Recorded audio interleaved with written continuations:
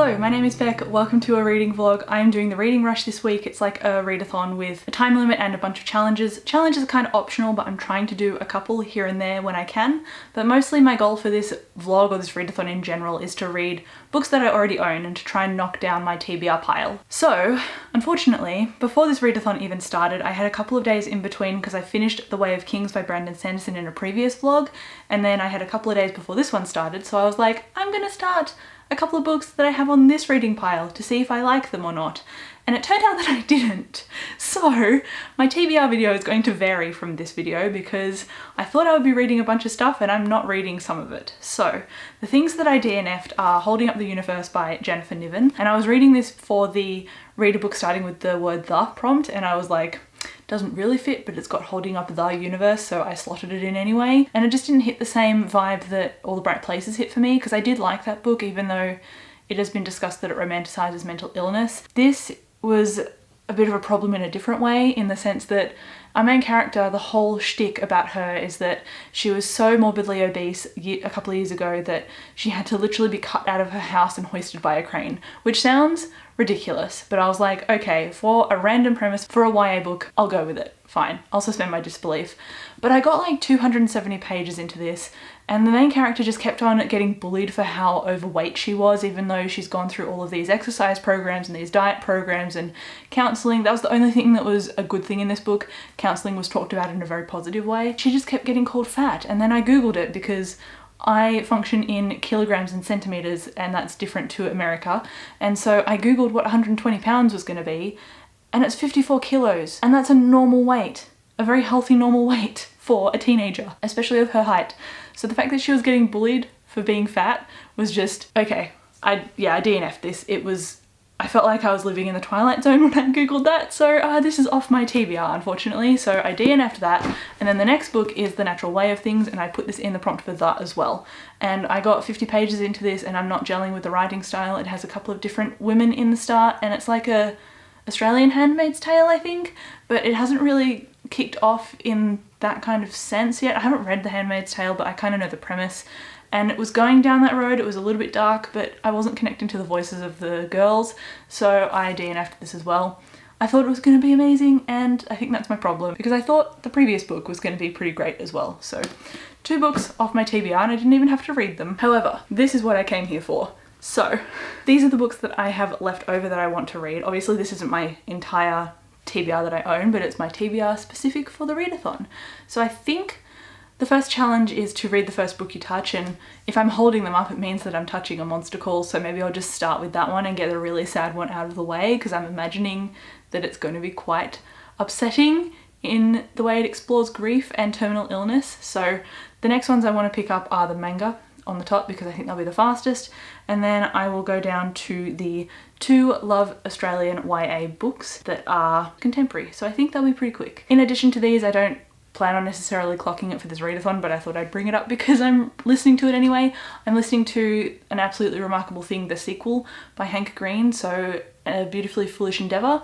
I always get the title wrong because it's such a long wordy title, but I'm really loving that audiobook. It's like a contemporary fiction meets sci-fi in a first contact with aliens story, and it's explored through the lens of internet fame, which Hank Green is very good at, considering he's a quite popular YouTuber. So I'm loving that, and I'm hoping that I find something I enjoy in this stack rather than some more DNFs. So let's see how we go for this vlog. Also, it's like 2 o'clock and I started this vlog late because I forgot today was Monday, so we're starting the vlog off excellent. So it's now the next day and I am wearing the same jumper, but I have actually read 2 things, and I think I would have read the first one faster, but yesterday I was trying to learn digital drawing because I just bought a drawing tablet, so I'm trying to learn Photoshop and Illustrator, and it's hard.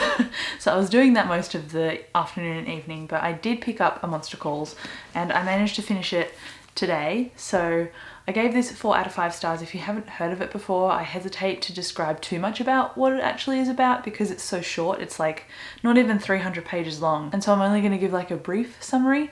It follows a boy whose mother has a terminal illness and he's grappling with his grief and his anger, and that's really what it is centered on. He also is visited in his dreams by a monster. That's all I can say about it, but I did give it a 4 out of 5 stars. I expected this to make me absolutely bawl my eyes out, and it didn't, but it did make tears well in my eyes, and it made me feel something. So it's not a new favorite by any means, but it is a book that I really liked, and it's the first book I touched, which was one of the challenges as well. Next up, like I said, I jumped into a manga and I finished Attack on Titan volume 9, but this one wasn't very good. I gave it a 3 because you can see that this is like a filler kind of volume. It's a setting up volume. It's not something that is, I mean, it does have action in it, but it's not something that I cared for because it wasn't really my main characters that were in the throes of action. So I don't know, it didn't like action as spectacle, which, yeah, I get it. It's a dystopian world where the last dregs of humanity are stuck within these walls and they're being attacked, killed, and eaten by titans. And so you're going to expect it to be gruesome and bloody, and it was. But I kind of want more story and more character, and I want to care more. And that didn't happen in this. So I'm thinking that I'll continue on with the 10th volume because obviously that's on my to-be-read pile as well, and it's what I want to read next anyway, but it's a series that I probably won't buy any more manga for because 1, manga is super duper expensive, and 2, I can probably watch the anime instead. So I think I'm going to do that instead of reading further than volume 10, because I think the things that are set up in volume 9 are not going to be concluded by volume 10 and are just going to be set up more on top of what's already been set up. So it might have some interesting moments, but I'm not anticipating that this is going to be more than a 4 stars. So may as well call it there. I'm in a mood where I've DNF'd a lot of stuff recently, and that's just because they haven't sparked joy.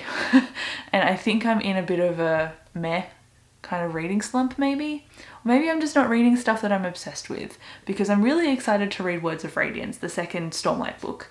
And so I think I am in a reading mood. I'm just finding stuff that I'm not loving, unfortunately. So yeah, that was my long-winded way to say that I'm probably going to DNF this series after this volume, but that doesn't mean that I'm not enjoying it. It just means that I think I'd prefer it in a different medium. Anyway, this is what I'm going to be reading next, but it's halfway through the day and I'm starving, so probably going to go and make a tea and make some lunch.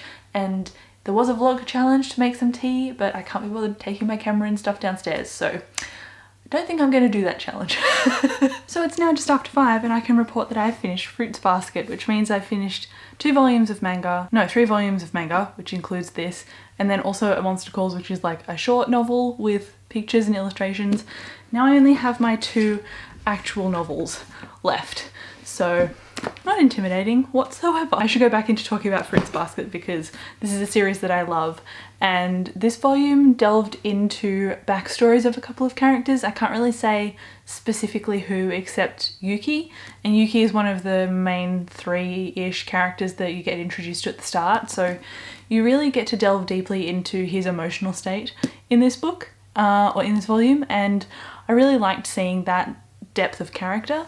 There was another storyline in here that made me a bit uncomfortable because I forgot in my first read through. I must have romanticized it because I was so young, but it featured a young girl who was still in school falling for somebody who had finished school, and he was a trainee teacher at the time, but then he moved from the school because he didn't want to be a teacher anymore and he started to work at a pharmaceutical company or something.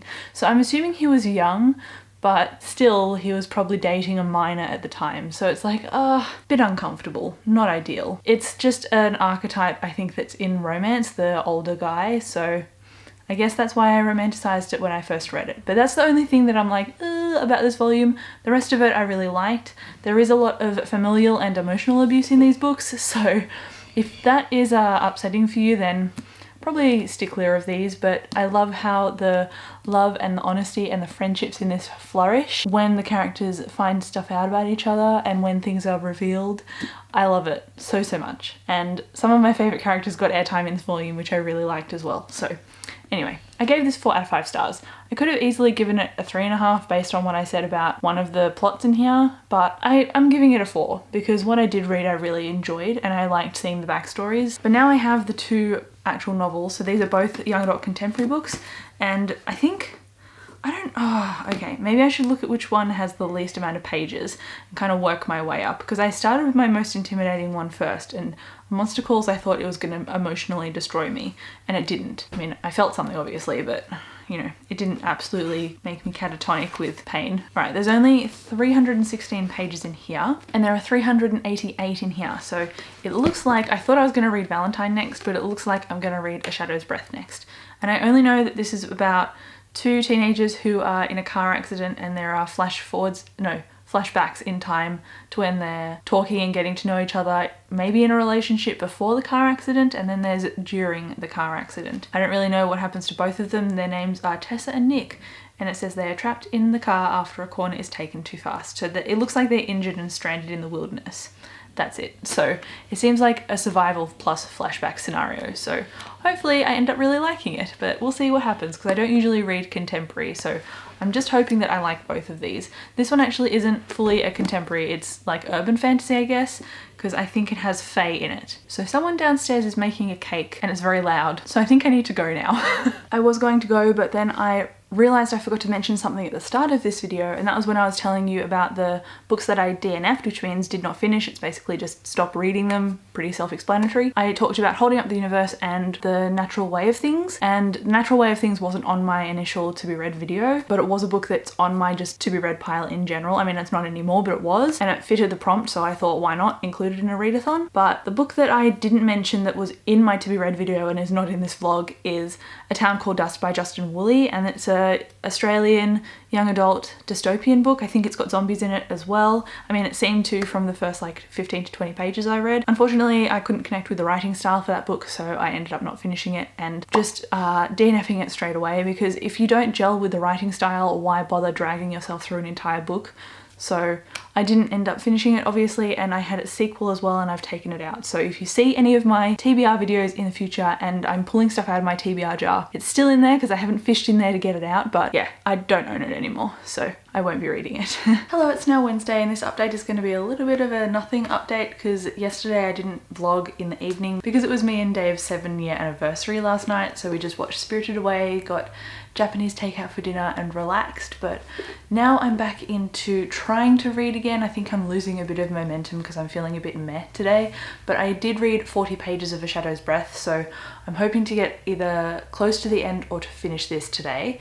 And given that it's almost halfway through the day, I think that's a little bit ambitious of me because I feel like I'm dragging my feet today, but I've been watching BookTube mostly this morning, so I just need to not do that, put on a rain soundtrack or something and my noise cancelling headphones and just read.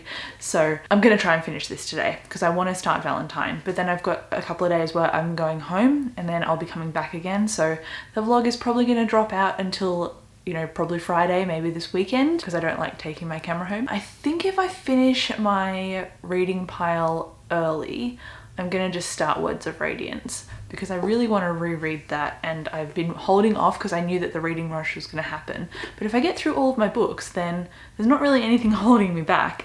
And I realized because I've been reading this, I took it off my to be read pile that is unread on Goodreads, and now I only have 20 books left. So that's a pretty big achievement. I'm very happy with that, and I think I can get that down by the end of the year. So maybe I can get it to 10. I'm gonna aim for 10 left, and if I can get under that, that's awesome. Why is there a car? I think that's all I really had to say. Again, like I said, kind of a nothing update. Just been watching BookTube, trying to read this. It's good, I'm liking it. There's flashbacks to before the accident and during the accident of this car going too fast around a corner and going a bit off a cliff. I think that's what's happened, and I'm liking Tessa and Nick. We're learning about them, and we're learning about Tessa's fractured family and alcohol abuse and all of that kind of thing, so I'm liking it. But because I don't usually read contemporary, I think I'm just pushing myself a little bit, so I think that's why I'm starting to drag my feet, because I keep thinking about Fruits Basket, which I finished yesterday, and I don't have any more of the volumes, and it's making me sad because I just want to read Fruits Basket now. So reading that early in the readathon, maybe it was a mistake, but I'm determined to finish this, so that's what I'm going to go and do now. Guess who couldn't get over her love of Fruits Basket, so she went out and spent $130 on buying the rest of the manga. Hello, it is now Saturday at like midday and I have done filming this morning. I filmed 2 videos, but before that I was waiting for people to finish their chores so the house would be quiet enough for me to film. So what I'm saying is I've barely done anything today, but I do plan on doing a few things this afternoon. So an update on my reading, because since I have not filmed in the past couple of days, I have read a ton of stuff, and of course I don't have the books on me. Now I need to go and find them all. Oof, okay. She's back. In my last clip I was talking about A Shadow's Breath, and I did end up finishing that day, but because I was editing and reading I didn't get a chance to update the vlog before I ended up going home. So I finished this, and surprisingly, even though I thought it was just a standard YA story that I would enjoy and not be obsessed with, it actually punched me in the gut when it came to the emotions of the characters in this book, and I ended up giving it a 4 out of 5 stars and really enjoying it. So this came out of left field and surprised me, and I'm just really happy that I enjoyed it in general, because look at how much this looks like an ice cream. Like, if I didn't like this, then I don't know who I am. And then I read Valentine by Jodie McAllister, and I liked this one a lot as well. This is like, if a rom-com and an urban fantasy had a baby, it would be this book, because this was so much fun. Pearl was just the character that called you on your crap if you're doing something wrong. She was someone who was quite verbose and analytical and also aware of everything that was going on. She was also very caught up in her crush on this guy and very self-aware of her being silly about it, and it was hilarious to read about, and that's where the rom-com-y kind of aspect comes in. But because this also involved Faye and there was a girl who went missing in here, and it had a bit of a mystery element to it as well, that's where the tension came from. And I like the way the rom-com-y aspect started to weave into that mystery element. So I didn't give this as high a rating as A Shadow's Breath, but I did like it a lot, and I think I gave it a bit of a lesser rating because I predicted most of the elements of the ending. So this is a 3.5 out of 5 stars. I liked it a lot, and I would recommend it because it was just, honestly, it was just a lot of fun. And then we get into the DNFs, because I started The Outcast by Taran Matthew, I think. I'm ridiculous at saying his name, I'm so sorry. And I read 12 pages of The Outcast by him, and then I DNF'd it. It was on my reading pile, so obviously I now have less books because I DNF'd it, but because of the way it was told, it was about this guy who was at a stable, and it was a fantasy book, and this noble had taken his horse to the stable and was staying the night, so the guy was like, hey, I can escape today because there's this horse that's come and I can steal his horse and leave. And while he's trying to escape, while he's got his bag of stuff with him, he sees a scroll on the horse, obviously in the saddlebags, gone through them, and he's opened it up and he's read it out loud, which seems silly, but anyway. So he's read it out loud and he's accidentally summoned the family demon that this noble was supposed to inherit by using this scroll. And the way that it was executed at the beginning, like, certain things had to be held in suspense, because I thought that if you're trying to steal a horse in the dead of night, you're not going to stop and read a scroll, and you're not going to respond that calmly to having a demon summoned, and you're also not going to have a conversation with the king immediately after that event, where the king is describing the history of the world and the fact that demons only get passed down through families. Like, surely if this is the world building, the characters know this. So it just seemed like fairly generic setup, and while I don't mind that chosen one or unwilling hero setup, I just didn't like the voice of the character, because it just felt like ABC, this is what's happening, rather than a stylized response to what actually was happening. It's hard to describe what I feel, but my point is that I didn't like it, and so I've DNF'd it. And I've since talked to a friend, and she has told me to continue on with The Novice instead, because even though The Outcast is the prequel, it spoils something that's in the trilogy, so I should probably read The Novice first if I'm going to actually have any kind of stance on this series. So I parked that series for now, and I started reading it in the first place because it would fulfill the prompt of the, and obviously it didn't, because I didn't continue reading it. So now I have The Princess Bride by William Goldman, and this is on my reading pile as well. So now I only have 18 books left on my to be read pile, and I love the movie. I'm one of those die-hard fans of the movie, so I'm hoping that this isn't bad, because I've started it. I'm not even 10 pages into this, and it's already going into, I think William Goldman, the author, it's going into his story about encountering this Princess Bride story read to him for the first time, and it's talking about his immigrant father, and the way that he had this rapport with a teacher that he's written to and sent this book to when it was like an advanced copy or a proof.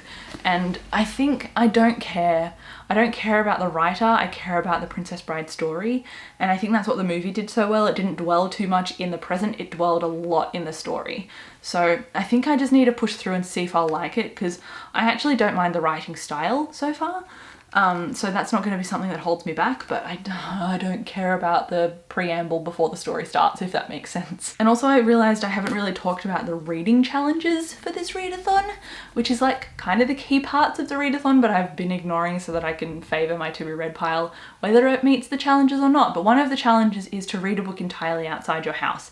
And technically, I mean, Valentine doesn't count for this because I read it when I went home, but all of the other stuff that I've read for this readathon has been read at Dave's house, and that is not my house. So all of it counts, because I think going outside during a pandemic is not a great idea, especially when cases in my state have started to spike again, and we are now in another lockdown. Oh, I feel like a mess in this vlog, but anyway, at least I'm getting through my to be read pile. So plans for the day. I said it's midday, I haven't eaten lunch yet. I also want to do a Chloe Ting workout, and then I want to do a face mask and listen to my audiobook, because I've really been enjoying A Beautifully Foolish Endeavour. I'm more than halfway through that now. I've been listening to it on and off because I was doing some cleaning at home. So I want to put that on, put a face mask on, relax, maybe finish it today. I don't know how many hours I actually have left, so I don't know if that's possible or not. But regardless, I want to listen to it. So that's what I'm going to be doing next. I also, if I don't like The Princess Bride, if I end up DNFing The Princess Bride, I'm just going to jump straight into Words of Radiance, because I want to give a book 5 stars, and I've had such a bad track record lately. After giving True Life a 2.5 out of 5 stars, and then after DNFing a bunch of books, I need to find something that I vibe with. Actually, I think Hank Green's book is going to be a 5 stars, but I want a physical book that I give a 5 stars, so I can hold it up and be like, look at this awesome book. Anyway, at this point I'm just rambling, so I probably need to go and eat something.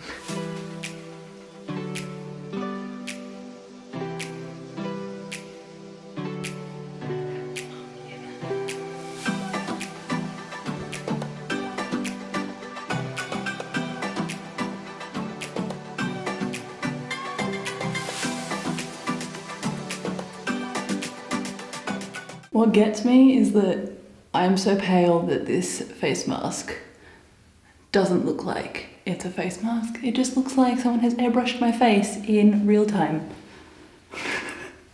Hello, it is now the last day of the reading rush, and if I'm being completely honest, I did not read any of The Princess Bride yesterday. Instead, and this is kind of ridiculous, but my parents got Disney Plus, and so I've just been watching High School Musical, the series. I have no regrets. So I watched like 6 episodes of that yesterday instead of reading this. And then I listened to a little bit of my audiobook, but I think what I'm gonna do today is, it's already 11 o'clock and we've got a coffee, had a walk, and we've done that nice relaxing morning stuff, but I think I'm gonna go and play some Animal Crossing and listen to the rest of the audiobook. That way I can at least definitely finish something else on the last day of this readathon. I don't know what my progress in this is gonna look like, because honestly, I'm not really vibing with it, even though I do like the writing style. And I think I'm gonna give it 50 pages, and then if I don't like it in 50 pages, then I'm probably just gonna add this to the pile of books that I have DNF'd this month, because there's been quite a few.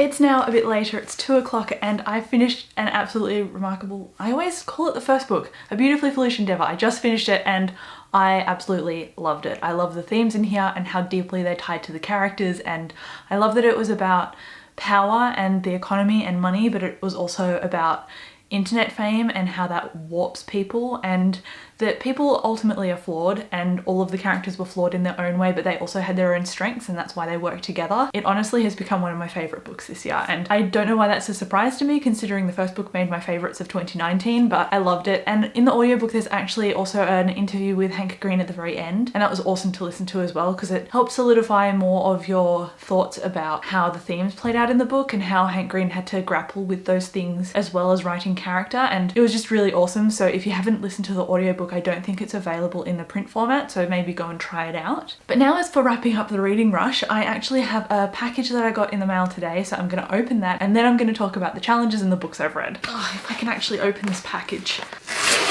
So you know how I said that I bought Fruits Basket? This is one of the volumes of manga that I ordered, except it's number 10 and I've read up to 8, so I need 9 to arrive before I can even start this, which is annoying because I really want to go and finish the rest of the books in this series, but I got Fruits Basket, I'm very happy about it, and so it's just gonna go on my shelf until I can read it. Okay, this is gonna be interesting because I haven't got a list of the challenges, so I'm probably gonna forget something, but I'm just gonna go over what I remember. So I read A Monster Calls, and I believe, this was read a book outside your usual genre or outside your comfort zone effectively, and I don't read much contemporary, so that's what this really fulfilled. I gave this 4 out of 5 stars and I really liked it, as well as the themes in here as well. Then I read a bunch of manga, and I read 9 and 10 of Attack on Titan, and I gave both of these around 3 stars each. I don't think I actually talked about volume 10, but it basically did the things that I thought it would, in the fact that it just built on the setup of volume 9 and it didn't really go further than that, except to expose a few revelations that obviously are going to build into the plot as well. And I'm going to continue consuming this story in a different medium because I think I've just felt a bit disillusioned with the manga because it's done stuff like expanding the cast, and I only really care about certain characters in that, and so when it goes away from those characters in the narrative, I'm not as interested.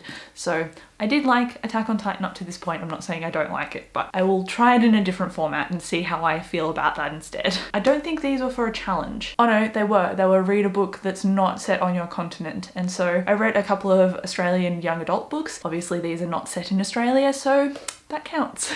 Also, I read Fruits Basket Volume 8 and I gave it a 4 out of 5 stars. I'm loving this series, I'm loving this vibe. It's like romantic comedy-ish, but it's really cute and also really tense, and it's getting darker now, and it's just has my heart basically. I love this. Then I ended up finishing A Shadow's Breath by Nicole Hayes, and I gave this a 4 out of 5 stars as well, and this one counted for read a book entirely outside your house because I'm at Dave's place, that's where I finished this, and I'm not at home. So considering we're in a pandemic, I didn't want to go outside. And then lastly, for physical books, I finished Valentine by Jodie McAllister, and I gave this a 3.5 out of 5 stars, and I don't believe this fulfills a challenge. Rom-commy, urban fantasy. Really enjoyed this one. And then lastly, the one that didn't fit any of my challenges was A Beautifully Foolish Endeavour by Hank Green, and I gave this 5 out of 5 stars.